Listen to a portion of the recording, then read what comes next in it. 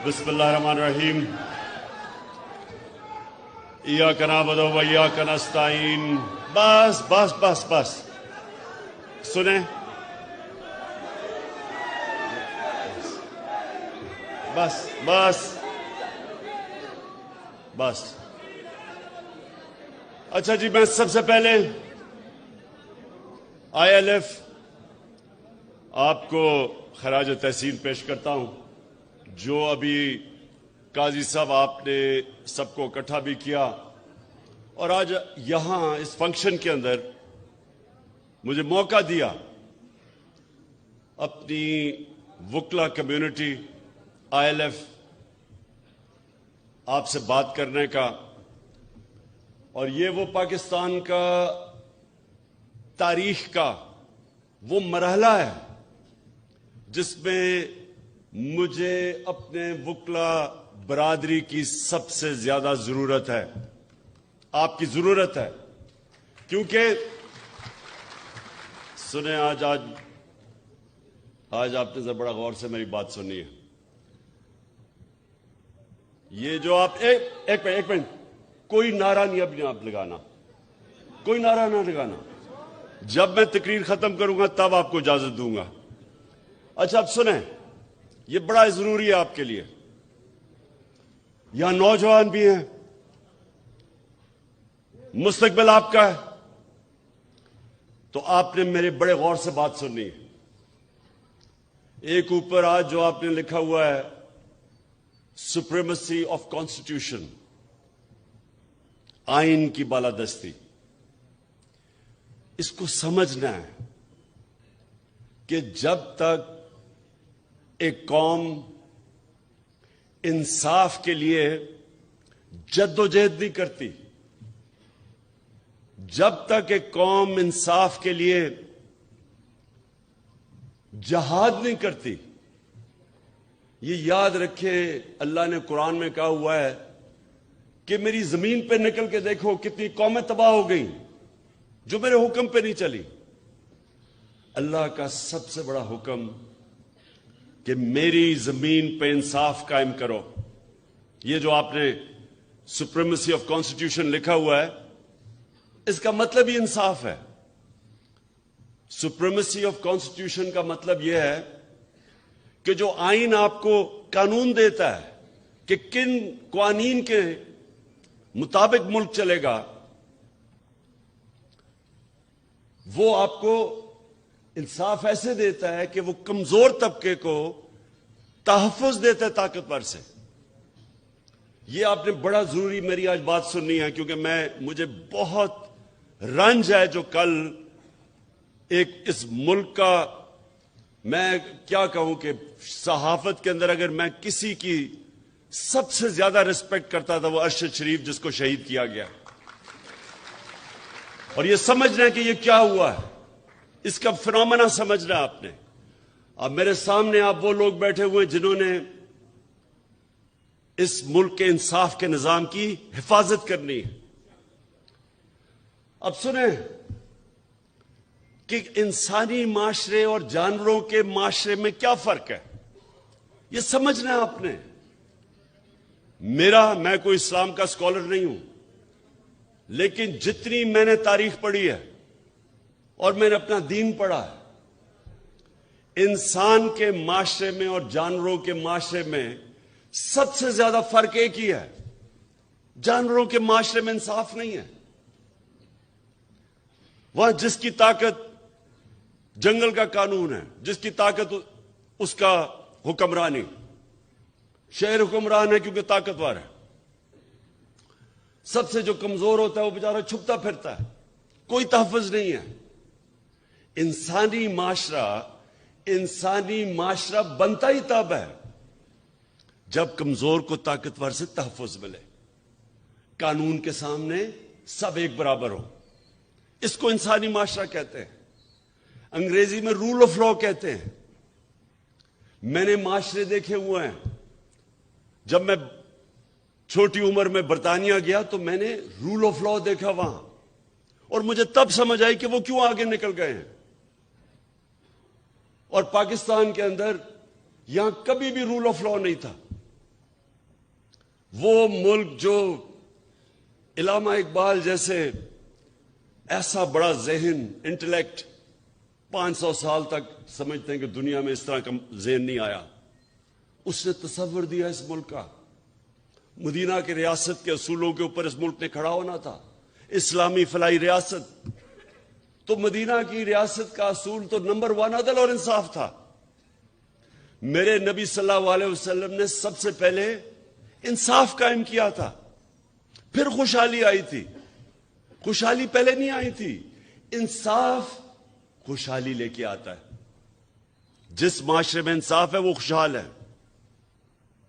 Role of law index کے اندر میں لوگوں کو بار بار بتاتا ہوں، سوئٹزرلینڈ میں گیا ہوا ہوں. سوئٹزرلینڈ میں اپنے سارے گلگت بلتستان کا علاقہ پھرا ہوا ہوں. آپ یقین کریں کوئی مقابلہ نہیں ہے سوئٹزرلینڈ میں اور ہمارے گلگت بلتستان میں، خوبصورتی میں، ہر طرح.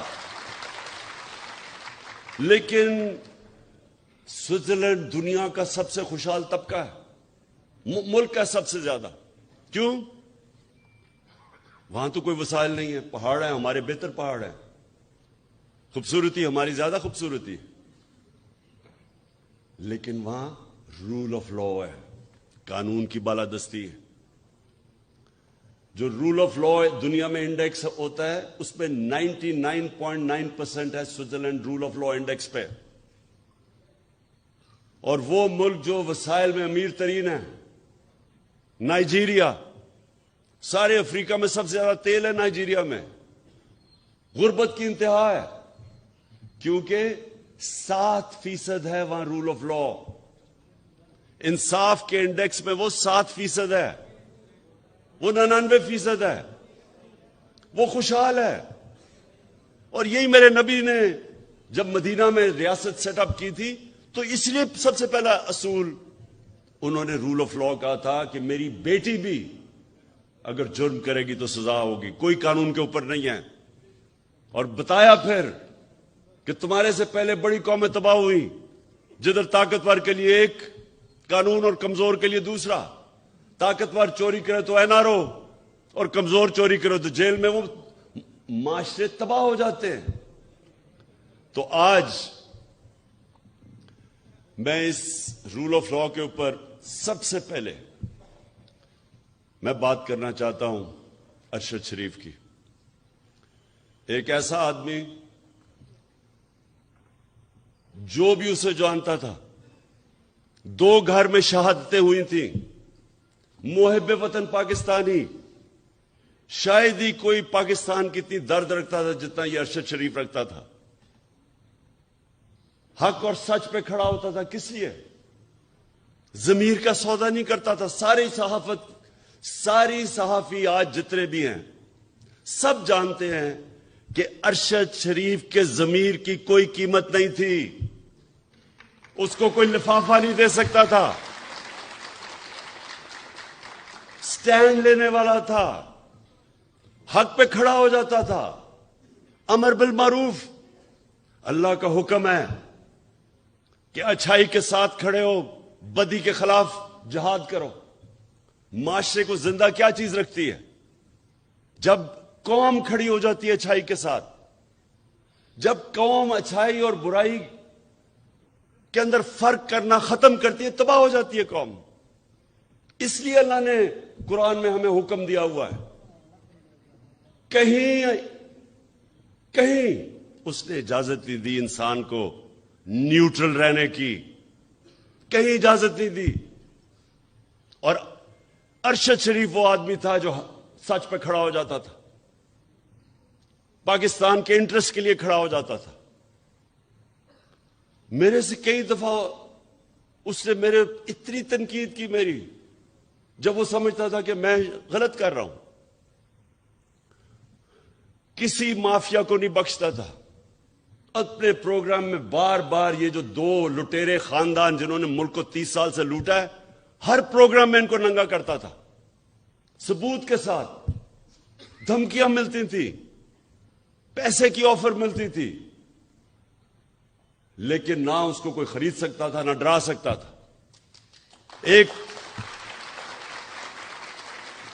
اور وہ پاکستانی، وہ صحافی جو ساری قوم جانتی ہے کہ وہ ملک کے انٹرسٹ کے لیے محب وطن، جس آدمی کی گھر میں 2 شہادتیں ہوئی ہوں، جس طرح وہ پاکستانی فوج کے ساتھ کھڑا ہوتا تھا، جا کے ان کے کئی پروگرامز کرتا تھا ان کے لیے. تو یہ آج میں آپ کو بتانا ہوں کہ ٹریجڈی دیکھیں یہ پاکستان کی، اور اس پہ اگر یہ قوم، ہماری قوم اگر نہ کھڑی ہوئی، میں آج آپ کو کہہ رہا ہوں کہ ہمارے میں اور جانوروں میں کوئی فرق نہیں رہے گا. انسانی معاشرہ اور جانوروں کا معاشرہ کیا ہے؟ جانوروں کا معاشرہ کیا ہے؟ آپ کبھی ٹی وی پہ پروگرام دیکھیں، نیشنل جیوگرافک یا اینیمل پلانٹ، اس میں دیکھتے ہیں جو افریقہ کے اندر جو سب سے طاقتور جانور ہاتھی کے بعد سمجھا جاتا ہے وہ افریقن بفلو ہے، جو افریقہ کی بھینس ہے. وہ شیر سے بہت طاقتور ہوتا ہے، ان کی تعداد ہزاروں میں ہوتی ہے. لیکن آپ دیکھیں تو شیر کیا کرتا ہے؟ 4-5 شیر، وہ اتنے ہزار ہوتے ہیں، ان کو ڈرا دیتے ہیں، شور مچا کے ان کو ڈراتے ہیں. وہ جب ڈر کے بھاگتے ہیں، وہ 4-5 ایک بھینس کو پکڑ لیتے ہیں. اگر وہ نہ ڈرے اور اگر وہ خود غرض نہ ہو تو کوئی شیر کی مجال نہیں ان کے قریب جانے کی. لیکن وہ اپنی جان بچاتے ہیں، وہ خود غرض بھی ہوتے ہیں، اپنے آپ کو بچاتے ہیں، اور بزدل بھی ہوتے ہیں. انسانی معاشرے کے اندر جب کوئی طاقتور اس طرح ہجوم انسانوں کو ڈراتا ہے تو اللہ نے اس لیے جہاد ہمارے اوپر فرض رکھی ہے. جہاد فرض ہے مسلمانوں پہ. کیوں؟ کیونکہ جہاد میں آپ ظلم سے بھاگتے نہیں ہیں، ظلم کے سامنے سر نہیں جھکاتے، ظلم کا مقابلہ کرتے ہیں. یہ حکم ہے اللہ کا. اللہ کو تو کوئی فائدہ نہیں پہنچا سکتا. ہم اپنے اوپر ظلم کم کرتے ہیں جب ظلم کے سامنے کھڑے ہوتے ہیں. ایک معاشرے کو زندہ رکھنے کے لیے ہم ظلم کا مقابلہ کرتے ہیں. ارشد شریف، اس کو جب دھمکی آئیں، نامعلوم نمبروں سے دھمکی آئیں کہ یہ نہ کہو، سچ نہ بولو، یہ جو رجیم چینج ہوئی ہے، وہ جب اس کو ایکسپوز کرنا شروع کیا، اس کے اوپر دھمکیاں آئیں، ڈرایا گیا. پھر مجھے انفارمیشن آئی کہ اس کو مارنے لگے ہیں. اس کے گھر میں گھس کے انہوں نے ڈرایا اس کو، اس کی فیملی کے سامنے. باہر گاڑیاں کھڑی ہوتی تھی، ڈراتے تھے، صرف اس لیے کہ وہ سچ نہ بولے. اس کا کوئی ایجنڈا نہیں تھا. میں نے اس کو کہا کہ تم ملک سے باہر چلے جاؤ. پہلے دفعہ نہیں مانا. پھر میں نے اس کو بتایا کہ مجھے انفارمیشن ہے، جس طرح مجھے انفارمیشن اپنے اوپر تھی کہ مجھے بھی وہ 4 بند کمروں میں جنہوں نے فیصلہ کیا تھا مجھے مارنے کا، میں نے اس کو بتایا.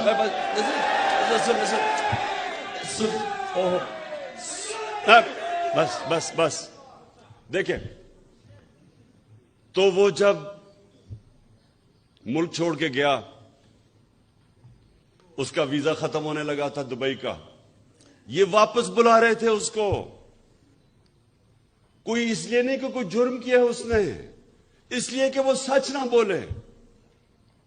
اس کو واپس بلا رہے تھے، اور وہی کرنا تھا اس سے جو انہوں نے اعظم سواتی کو بند کمرے کے اندر ننگا کر کے اس کے اوپر تشدد کیا. شہباز گل سے کیا انہوں نے.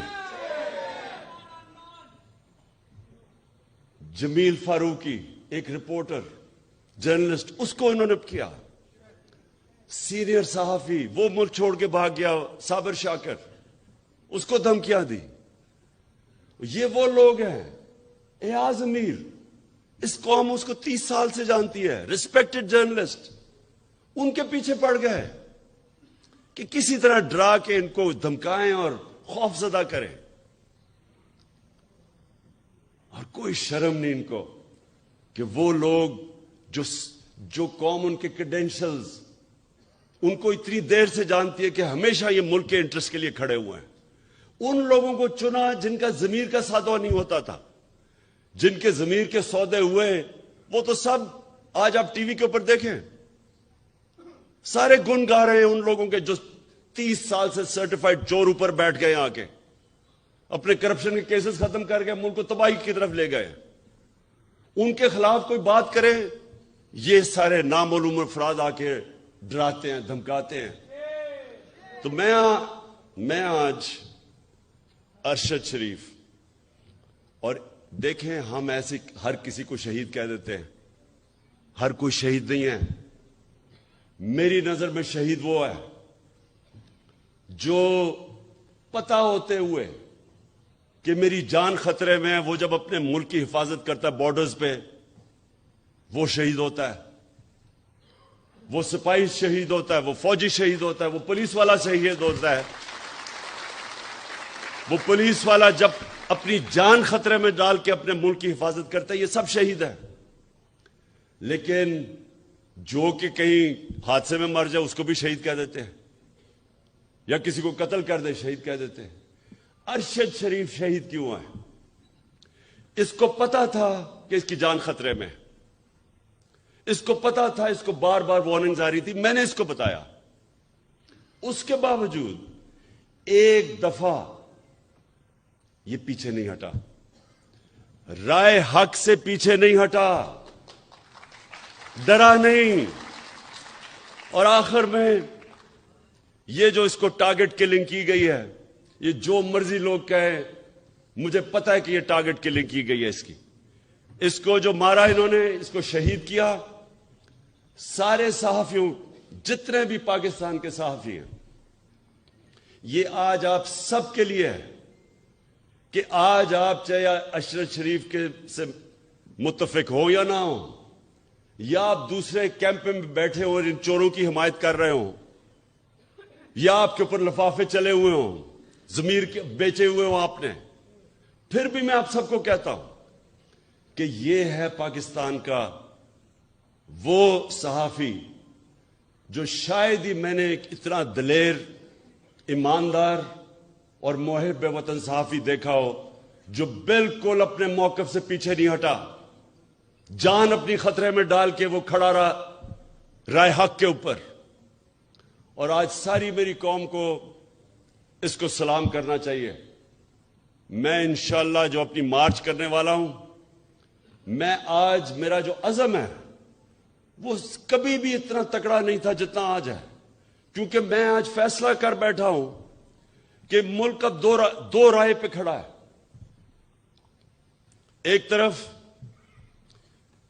یہ وہ سارے چور 30 سال سے 26 سال سے میں جن کے خلاف کرپشن کی جہاد لڑا ہوں وہ سب اکٹھے ہیں. ان کے ساتھ میڈیا ہاؤسز جو ان کے ساتھ پیسے بنا رہے ہیں وہ اکٹھے ہیں. ان کے ساتھ نامعلوم افراد وہ ان کے ساتھ ملے ہوئے ہیں. ان کے ساتھ بیرونی سازشیں جو چاہتی ہیں کہ پاکستان ایک کمزور مقروض ملک رہے تاکہ وہ غلام بن سکے, وہ ان کے ساتھ ہیں. اور ساری قوم جو آج اس سے تنگ ہے, میں آج ساری قوم کو کہتا ہوں کہ آج میرے ساتھ آپ نے کھڑا نہ ہو, نہ آج آپ میرے ساتھ نکلے, جب میں نکلوں گا تو عمران خان کو تو کوئی فرق نہیں پڑنے لگا کیونکہ اللہ نے تو اس کو سب کچھ دے چکا ہے. لیکن آپ کا مستقبل بھیڑ بکریوں والا ہونے والا ہے, جانوروں والا ہونے والا ہے. دو معاشرے, انسانی اور جانوروں کا معاشرہ.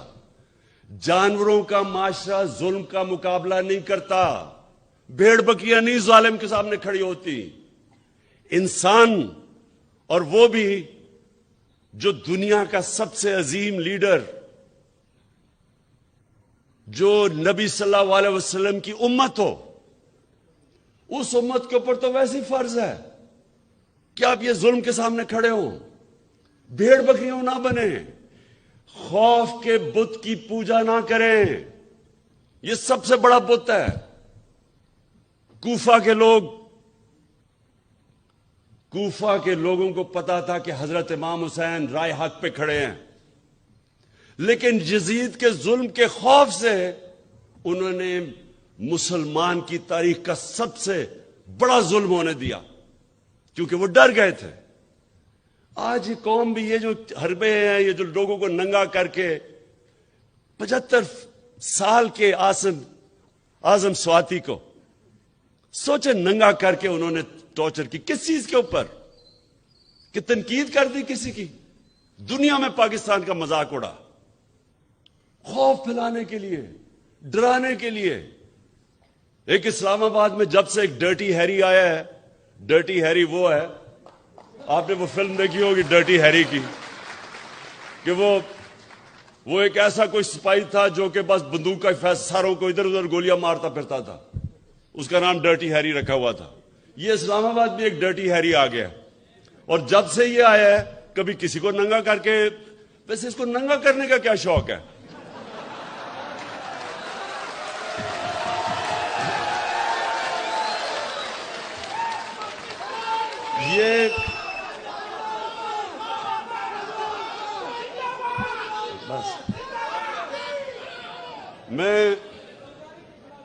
یہ وہ لوگ میرے پاکستان کی وکلا برادری، یہ جو مرحلے پہ ہمارا ملک کھڑا ہے، یہ آپ سب کے لیے چیلنج ہے. اللہ قرآن میں کہتا ہے کہ میں تمہارے ایمان کو بار بار مشکلوں سے آزماؤں گا، بار بار آزماؤں گا. وہ کیوں کہتا ہے؟ لا الہ الا اللہ محمد رسول اللہ پڑھا تو میں کہا جی میں مسلمان ہو گیا بس. لیکن وہ کہتا ہے میں تمہارے ایمان کو آزماؤں گا مشکلوں سے، تاکہ پتہ چلے کہ کتنے پانی میں ہے. یہ ہے اب اس ملک کے لوگوں کی ایمان کی آزمائش. لا الہ الا اللہ کے نعرے پہ ملک بنا تھا. اللہ ہم تیرے سوا کسی کے سامنے نہیں جھکتے. کیا ہم اب یہ ظلم کے بت کے سامنے جھکیں گے کہ یہ جو انہوں نے ارشد شریف سے کیا ڈرانے کے لیے باقیوں کو؟ وہ جس طرح شیر نہیں، وہ حملہ کرتے ہیں، ڈراتے ہیں لوگوں کو، یہ بھینسوں کو، افریقن بفلو کو، وہ سب بھاگ جاتی ہے، پھر پکڑ لیتا ہے ایک کو. یہ بھی ایک کو پکڑ رہے ہیں، کبھی کسی کو پکڑ لیا، کبھی کسی کو پکڑ لیا. میں ان کے سامنے نکلوں گا، اور انشاءاللہ جب تک میں نے فیصلہ کیا ہے، بس میرا فیصلہ ہے، جب تک میں زندہ ہوں میں ان ظالموں کا مقابلہ کروں گا. اور آپ نے سب نے اس پہ شرکت کرنی ہے. کیونکہ یاد رکھیں اللہ نے نیوٹرل رہنے کی کسی کو اجازت نہیں دی. یا ایک طرف ہو یا دوسری طرف ہو، یا ان ڈاکوؤں کے ساتھ ہو اور یا راہ حق پہ چلو، ان کے سامنے کھڑے ہو. تو آپ کے اوپر خاص ذمہ داری ہے. آپ ہے پاکستان کی وہ کمیونٹی جو جانتی ہیں انصاف کیا ہے، رول آف لا کیا ہے. آپ وہ لوگ ہیں جن کے اوپر عام آدمی سے زیادہ ذمہ داری ہے.